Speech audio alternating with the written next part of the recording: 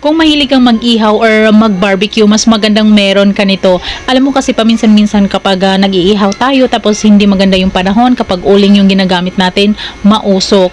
And kung nagre-renta ka lang, dikit-dikit yung bahay, nagagalit yung kapitbahay mo kapag masyadong mausok, mas maganda meron ka nitong non-stick barbecue grill plate. Yes, non-stick yan. So, after mo siyang gamitin, madali lang siyang linisin dahil walang dumidikit. And napakadali lang kahit sa loob ng bahay or sa loob ng kwarto ka mag-ihaw, walang usok. And pwede ka na talagang mag-enjoy with your family or with your friends na mag-samyupsal, mag-barbecue, mag-ihaw anytime at kahit saan pa talaga, di ba? And napakamura lang yan, 100 plus lang. Kaya kung gusto mo niyan, i-click mo lang yung yellow basket para maka-order ka. Mabilis lang din talaga ang delivery. At maganda yung quality nito. Maraming pa freebies si seller kapag bibili ka. Kaya ano pang hinihintay mo? Habang ito ay nakabagsak presyo, i-click mo na yung yellow basket para maka-order ka. Mabilis lang din talaga ang delivery.